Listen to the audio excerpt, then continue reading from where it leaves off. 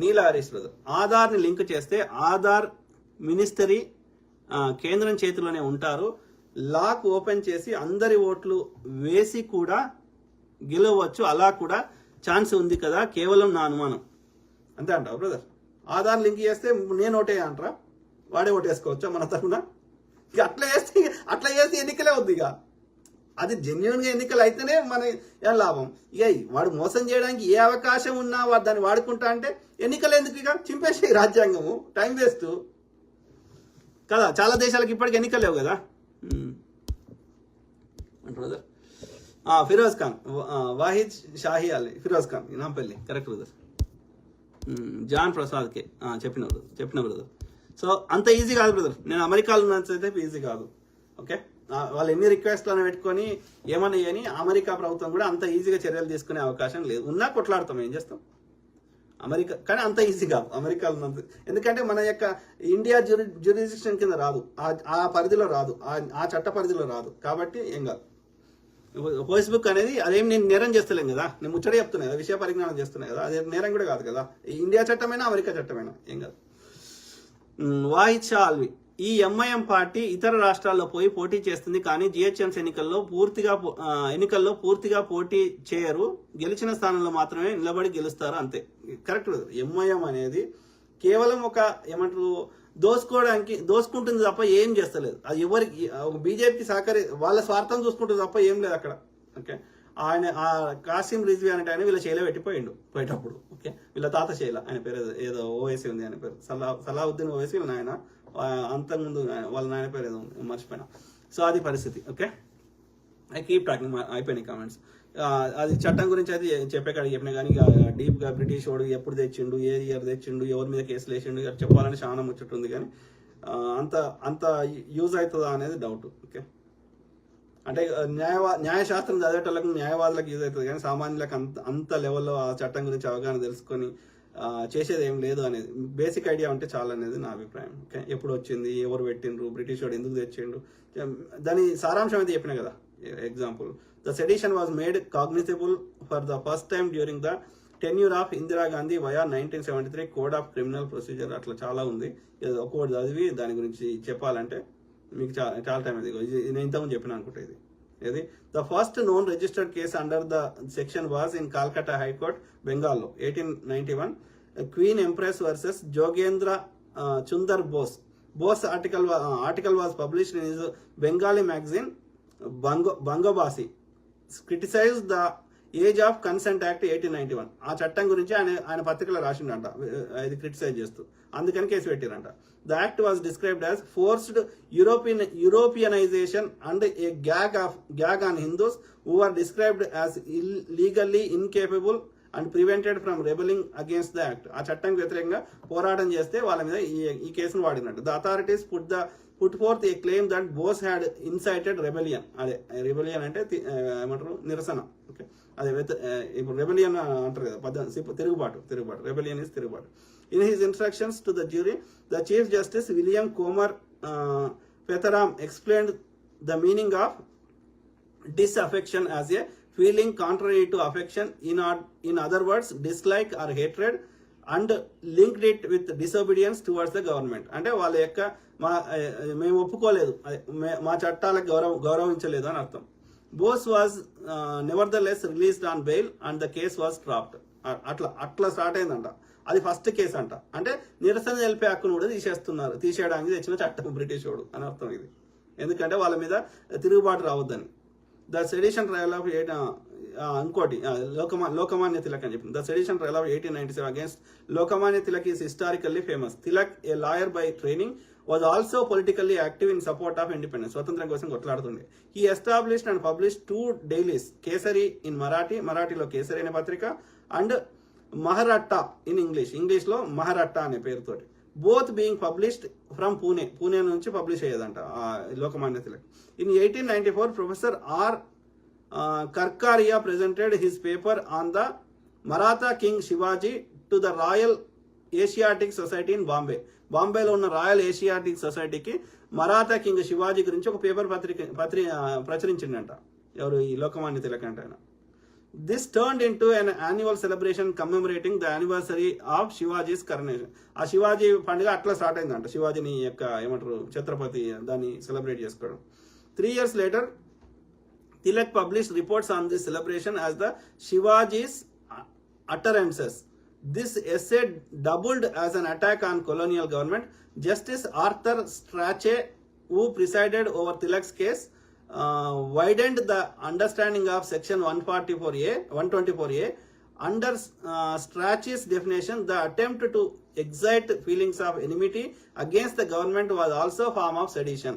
అది కూడా రాజద్రోహం కింద వస్తుందంట. Tilak was found guilty by the jury and sentenced to 18 months of rigorous imprisonment. 18 నెలలు ఆయనకు జైలు శిక్ష విధించారంట. Tilak again faced charges against sedition for 2 Kesari articles. Kesari అనే ఇంకో పత్రికలో, ఆ మరాఠీ పత్రికలో ఆర్టికల్స్ రాసిండంట. ఏమని? Title the country's misfortune 12th May 1908 and these remedies are not lasting 9th June 1908. ఆ యొక్క 1908లో 2 ఆర్టికల్స్ రాసిండంట. Once again, Tilak was found guilty under the newly drafted section 124A and sentenced to 6 years of imprisonment in Burma. ఈడుంటే ఈడు మన బతకనియాడు, ఈ జైల్లో ఉన్నా మళ్ళీ వీళ్ళు నిరసన చెప్తారని బర్మాకు పంపించారంట. దేశద్రోహం రాజద్రోహం కేసు కింద ఈ 2 ఆర్టికల్ రాసినందుకు బర్మా అంటే వాళ్ళు బ్రిటిష్ గవర్నమెంట్ ఎంత భయపడి ఎవడు ప్రశ్నిస్తే, ఎవడు ఒక సబ్జెక్ట్ మాట్లాడితే వాళ్ళ మీద ఇట్లాంటి దేశద్రోహం కేసులు పెట్టి అట్లా శిక్షించారు. అంటే అది రాజరిక వ్యవస్థ కదా, అది ప్రజాస్వామ్యం కాదు కదా. బ్రిటిష్ రాని ఏం చెప్తే అదే నడిచింది కదా. So despite the verdict, this trial according to the historian Miti Mukherjee marked a fundamental discursive rupture in the history of empire and paved the way for mass anti-colonial movements under the leadership of Gandhi. ఇట్లా చేయడం వల్ల, ఇట్లాంటి కేసులు పెట్టడం వల్ల గాంధీ గారి నాయకత్వంలో అనేకమైనటువంటి ఈ యొక్క ఏమంటారు ఇంకా ఎక్కువ పోరాటాలు అయినాయంట. ఎందుకంటే ఎక్కువ సపరేట్ చేస్తే ఎక్కువ పోరాటాలు అవుతాయి. Okay.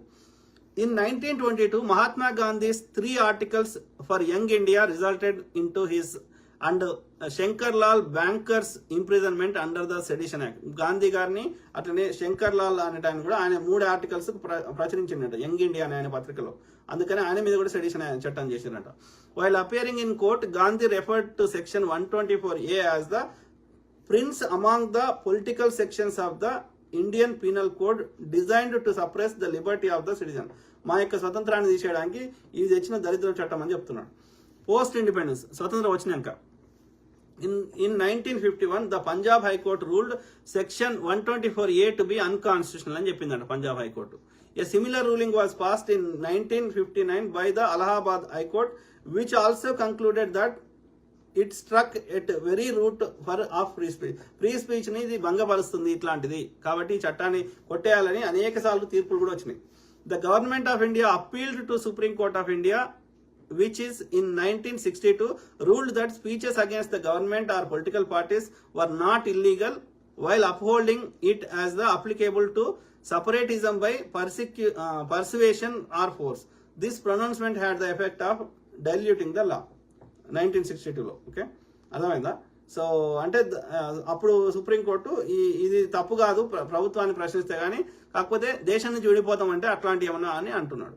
During 21st century, various notable authors, creative professionals, activists and politicians have been charged with the sedition under section 124A.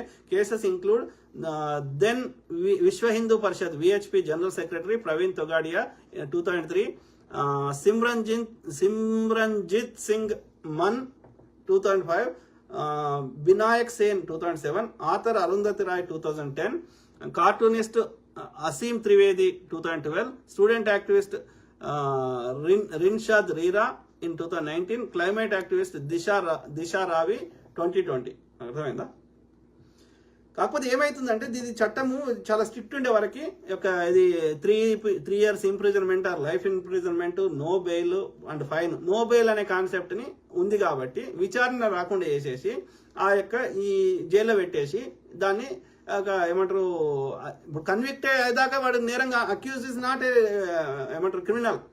Accused is accused, నేరం ఆరోపించబడింది అంతే. నేరం నిరూపించిన తర్వాత క్రిమినల్ కన్విక్టెడ్. ఓకే, కాబట్టి నువ్వు కన్విక్ట్ అయ్యే టైం దాకా ఏం చేస్తున్నావు? నువ్వు లోపల పెడుతున్నావు. ఎందుకు పెడుతున్నావు? బయట ఉంటే ఇతను మళ్ళా గొడవలు చేస్తాడని. కానీ నువ్వు అట్లా శిక్షించద్దు. అది కూడా టైప్ ఆఫ్ శిక్షనే కదా. నువ్వు జైల్లో పెడుతున్నావు అంటే అది తప్పు. అది కరెక్ట్ కాదు. అది అంటే ఎందుకు పెడుతున్నారు? ఈ రిమాండ్లు ఎందుకు పెడుతున్నారు? ఎందుకంటే ఇది పెద్ద కేసులో పెడతారు, చిన్న వాటిలకు బెయిల్ ఇస్తారు. అంటే ఇది బయట ఉంటే ఇంకా అది అతను ఏమేం చేస్తుండో అవి మళ్ళీ కంటిన్యూ చేస్తాడేమో అని అక్యూజ్డ్ అయినా సరే. అంటే దాన్ని మిస్యూజ్ చట్టాన్ని మిస్యూజ్ చేసే అవకాశం ఎక్కువ ఉంది. ఇప్పుడు మంచి వ్యక్తి మీద పెట్టిండ్రు అనుకో, మరి అంటే అదే అక్కడ వచ్చిన సమస్య ఏంటంటే దాన్ని ఎట్లా చెప్తావు? ఒక ఆర్టికల్ రాస్తే ఎవరిని శిక్షించినప్పుడు, ఎవరికి ఆయుధం పట్టుకొని ఎవరికి హాని చేయనప్పుడు కేవలం మాట్లాడితే అది ఎట్లా నేరం అవుతుందో, అది ఎవడు పెట్టిండు, ఆ చట్టం ఎందుకు పెట్టిండు, అది పిచ్చిన అక్కడికి పెట్టిండు. కానీ అసలు అది తప్పు అంటున్నా. అది మాట్లాడే స్వేచ్ఛను తీసేసి హక్కు లేదు. వాడు ఏం రాసినా సరే తప్పు కాదు. మాట్లాడినంత మాత్రాన వాడికి ఇప్పుడు వాడికి నచ్చంది కాఫీ తాగురా అంటే తాగుతాడు, వాడికి నచ్చకపోతే నో అది కరెక్ట్ గా. ఆ స్వేచ్ఛను తీసేసి హక్కు లేదు. ఆ చట్టమే తప్పు. అది పెట్టిన కేవలం ప్రజల్ని కంట్రోల్ చేయడానికి బ్రిటిష్ వాడు తెచ్చిన చట్టం తప్ప ఆ చట్టంలో 1% మీనింగ్ లేదు. కాబట్టి ఆ చట్టాన్ని ఇమ్మీడియట్ గా ఎత్తేయాలి. అర్థమైందా? సింపుల్. భావ స్వేచ్ఛను తీసేసి హక్కు ఎక్కడిది? నా అభిప్రాయం నేను చెప్తా. నీకు నచ్చకపోతే దానికి కౌంటర్గా నువ్వు అభిప్రాయం చెప్పు. అంతేగాని నేను ముచ్చటనే చెప్పొద్దు అనడానికి వాడు నేను ఏదో చేయపోరా అని అంటే చేస్తాడా? అట్లా నేరం చేస్తే దానికి శిక్షలు లేవా? అట్లా చాలా ఉంది మిత్రులారా. ఇది in post independence India section 124 ఇది ఫస్ట్ అమెండ్మెంట్ చాలా ఉన్నది. అది ఎట్లా చేసిండ్రు, ఎన్ని ప్రొటెస్ట్లు అయినాయి, ఏమేమి రాజ్యాంగంలో ఏముంది, ఇంకా చదవాలంటే చాలా టైం పడుతుంది. మీకు కూడా బోర్ అవుతుంది. అర్థమైందా?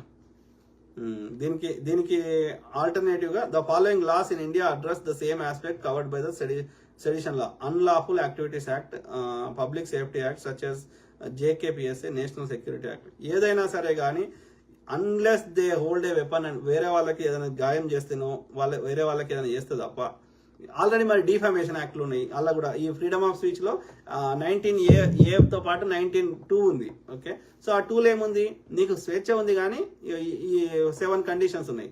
సో ఆ కండిషన్స్ కి వ్యతిరేకంగా అయితే డిఫామేషన్ ఏవో ఉన్నాయి, అట్లాంటివి ఉన్నాయి. మరి ఇవన్నీ ఉండగా మళ్ళీ ఈ క్రిమినల్ అఫెన్స్ ఏంది? నేరం చేస్తే చట్టాలు వేరే ఉన్నాయి. ఓకే, భావ స్వేచ్ఛలో కూడా 19A నీకు స్వేచ్ఛ ఇస్తుంది, 19(2) ఏమో నీకు రెస్ట్రిక్షన్స్ పెడుతుంది. నీ స్వేచ్ఛని దుర్వినియోగం చేయొద్దని ఆ 19(2)లో 7 సెక్షన్స్ ఉన్నాయి. అందులో డిఫమేషన్ కూడా ఒకటి ఉంది. ఓకే, దానికి శిక్షలు ఉన్నాయి. ఇవన్నీ ఉండంగా నేరానికి శిక్షలు ఉండి ఈ స్వేచ్ఛకు సంబంధించిన శిక్షలు ఉన్నాక, రిస్ట్రిక్షన్స్ తో కూడిన శిక్షలు ఉన్నాక మళ్ళీ ఈ రాజద్రోహం ఏంది, క్రిమినల్ అఫెన్స్ ఏంది? ఎత్తేయాలి. అందుకే అంటున్నా ఈ చట్టము దుర్మార్గంగా వాడి స్వార్థం కోసం పెట్టుకున్నాడు బ్రిటిష్ వాడు మన దేశ ప్రజలు కంట్రోల్ చేయడానికి. కానీ ఇప్పుడు మన గవర్నమెంట్ ఉంది కదా, బ్రిటిష్ గవర్నమెంట్ లేదు కదా. ఆ చట్టం తెచ్చిన బ్రిటిష్ ప్రభుత్వమే ఎత్తేసింది 2009లో 10లో. మనం ఇంకా ఎందుకు చేస్తున్నాం అంటే ఈ దేశ ప్రజల్ని ఇంకా మనము బ్రిటిష్ వాళ్ళ లెక్క వాళ్ళ స్వేచ్ఛను తీసేసి రాజ్యం వెళ్దామని ప్రయత్నం చేస్తున్నారని అర్థం. అది